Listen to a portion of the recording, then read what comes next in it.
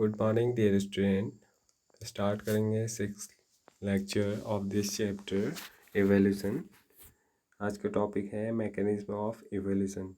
कैसे इवोल्यूशन की प्रोसेस चलती है और उसकी क्या मैकेनिज्म है। What is the origin of this variation and how does speciation occur. इस वेरिएशन का क्या रीजन है, कैसे वेरिएशन का ओरिजिन होते हैं और कैसे एक नई स्पीसीज बनती है।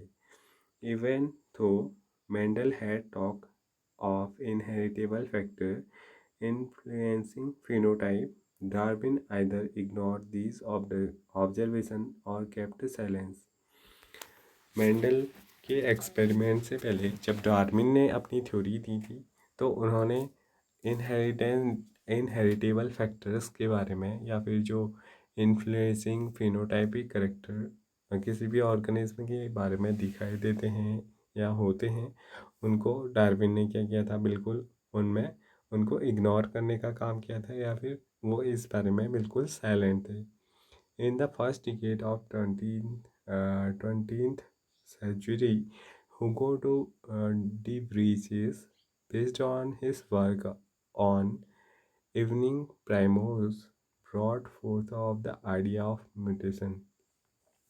ह्यूगो डी व्रीच एक साइंटिस्ट थे। उन्होंने अपनी जो वर्क किया था वो था एक इवनिंग प्राइमोस, और उससे उन्हें किसी चीज़ का आइडिया आया म्यूटेशन का। Large differences arise suddenly in a population. उन्होंने देखा कि जो इवनिंग प्राइमोस की जो पॉपुलेशन है उसमें अचानक से बहुत नए चेंजेस देखने को मिले एक पॉपुलेशन के अंदर। ही believed that it is mutation which causes evolution and not the minor variation. उन्होंने इस बात को ही क्या दिया, अधिक बल दिया या इस पर ही अधिक वो फोकस थे कि जो म्यूटेशन है केवल उसी की वजह से क्या होता है, इवोल्यूशन होता है, बल्कि उनकी वजह से नहीं होता है। जो छोटे छोटे वेरिएशन जो हेरिटेबल होते हैं उनकी वजह से नहीं होता है, बल्कि म्यूटेशन की वजह से ही इवोल्यूशन होता है। दैट डार्विन टॉक अबाउट, जिनके बारे में डार्विन ने बात की थी। Mutation are random and directionless while Darwinian variation are small and directional. तो म्यूटेशन की अगर हम बात करें तो ये क्या होते हैं, रैंडम होते हैं और इनकी कोई फिक्स डायरेक्शन नहीं होती है। जबकि जो डार्विनियन वेरिएशन है वो क्या होते हैं, वो स्मॉल होते हैं, काफ़ी कम नंबर में होते हैं और उनकी एक फिक्स्ड डायरेक्शन होती है। Evolution for Darwin was gradual while D Vries believed mutation caused speciation and hence called it saltation. Single step large mutation. तो यहाँ पर दो अलग अलग साइंटिस्ट ने अपने इवोल्यूशन के बारे में अपने थॉट्स को बताया कि डार्विन ने तो बोला ये जो इवोल्यूशन है वो क्या है, ग्रेजुअल है। वो कभी कभी काफ़ी लॉन्ग टर्म में या काफ़ी लॉन्ग पीरियड की बात देखने को मिलते हैं। जबकि जो डी व्रीज थे, ह्यूगो डी व्रीज, उनका बिलीव था कि इवोल्यूशन म्यूटेशन की वजह से होता है, जिसकी वजह से स्पेसिएशन होता है, और इसी को उन्होंने सॉल्टेशन की प्रोसेस कहा। Study in population genetic later brought out some clarity. जब इसके बाद पॉपुलेशन की जेनेटिक्स को स्टडी किया गया तब इस बारे में थोड़ी क्लियरिटी देखने को मिली। Next topic is Hardy Weinberg principle. In a given population, one can find out the frequency of occurrence of alleles of gene or a locus. किसी एक दिए हुए पॉपुलेशन में कोई एक फाइंड आउट कर सकता है किस चीज़ की फ्रीक्वेंसी को, कितने एलील्स एक जीन के या फिर एक लोकस के प्रेजेंट आएंगे।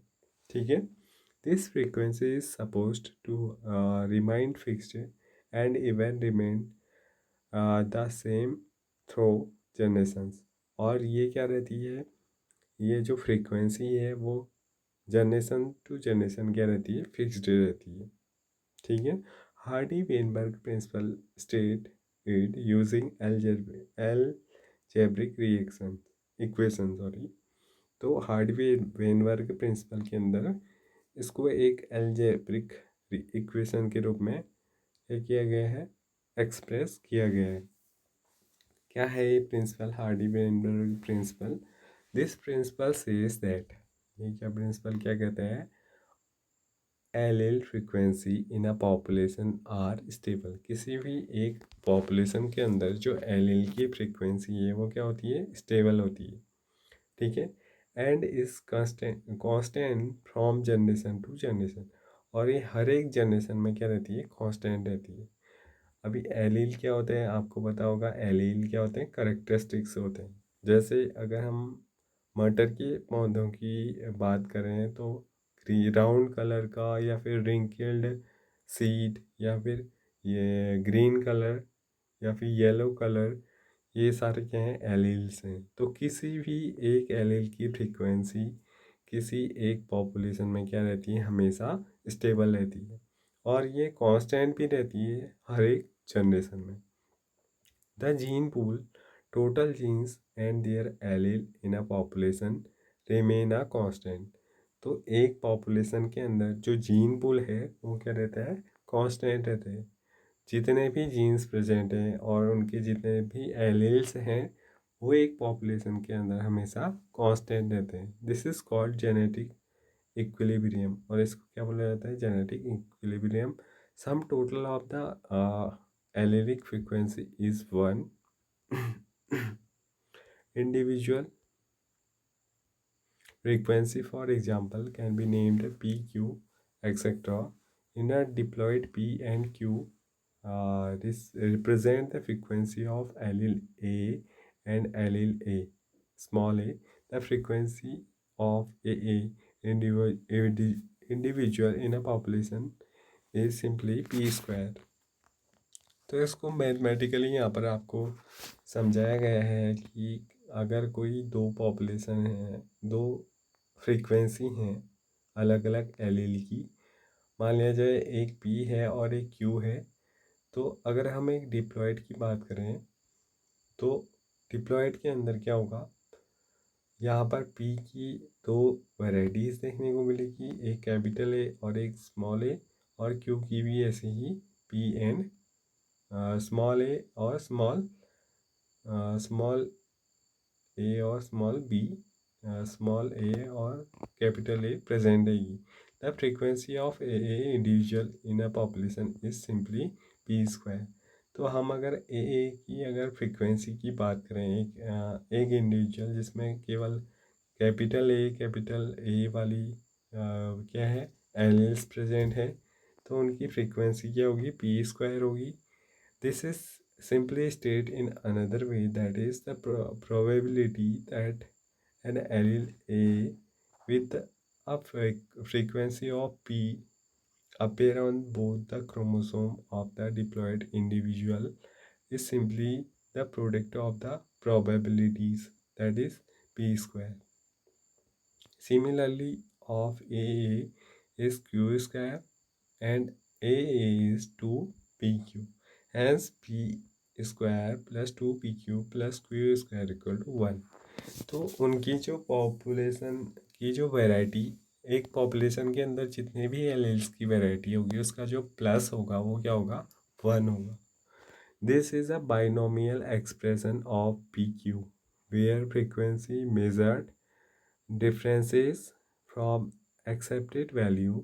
The differences indicate that extent of evolutionary changes, disturbance in genetic equilibrium, or Hardy-Weinberg equation, that is change in frequency of allele in a population, would then be interpreted as resulting in evolution. तो जब भी कभी इस value में, इस ए की value में change होगा तो क्या होगा, उस टाइम पर इवैल्यूएशन दिखाई देगा। 5 factor are known to affect Hardy Weinberg equilibrium. कौन कौन से 5 फैक्टर हैं जिनकी वजह से हार्डी वेनबर्ग इक्विलिब्रियम अफेक्टेड होती है? These are gene migration, gene का माइग्रेशन होना या फिर जीन का फ्लो होना, genetic drift, mutation, genetic recombination और नेचुरल सिलेक्शन। इन सारे जो फैक्टर हैं इनकी वजह से क्या होगा, इवोल्यूशन होगा और एक नई स्पीसीज का फॉर्मेशन होगा। जब भी ऐसा होगा तो अपने आप ही जो इक्वेशन है P square plus 2pq × q² = 1, वो 1 नहीं आएगी। ठीक है, क्योंकि यहाँ पर क्या होगा कि जो एलिल्स हैं उनकी फ्रिक्वेंसीज में चेंजेस आएंगे। जब भी ऐसा देखने को मिलेगा कि उस पॉपुलेशन में जीन फ्लो हो रहा है या फिर जेनेटिक ड्रिफ्ट हो रहा है या किसी इंडिविजुअल में म्यूटेशन हो रहा है या जेनेटिक रिकॉम्बिनेशन हो रहा है या फिर नेचुरल सिलेक्शन, किसी करेक्टरिस्टिक्स का अगर नेचुरल सिलेक्शन ज़्यादा हो गया है, जो अदर जो करेक्टर है उसको अगर एक्सेप्ट नहीं किया जा रहा है तो उनकी पॉपुलेशन क्या हो जाएगी, कम हो जाएगी। तो ऐसे केसेस में क्या होगा, इवेल्यूशन होगा। When migration of selection of population to another place and population occur, gene frequencies change in the original as well as in the new population। और इसके अलावा अगर माइग्रेशन हो रहा है कि कहीं से कोई दूसरी पॉपुलेशन आ गई है, ठीक है, या फिर वो पॉपुलेशन किसी दूसरे प्लेस में जा कर के रहने लगी है, तो जो जीन की फ्रीक्वेंसी चेंज होगी, ठीक है, उसकी वजह से क्या होगा, पूरी एक नई पॉपुलेशन बन गई है। तो उस पॉपुलेशन का भी क्या होगा, एक इक्विलिब्रियम होगा। New genes allele are added to the new population and there are lost from the old population.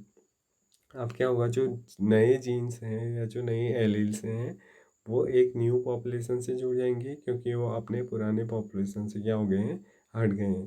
There would be a gene flow if this gene migration happen multiple times, if the same changes occur by change, it is called genetic drift।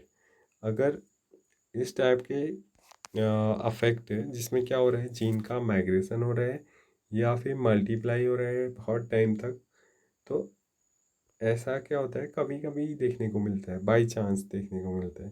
तो इसको क्या बोलते हैं, genetic drift बोलते हैं। Sometime the change in allele frequency is so different in the new sample of population that they become a different species.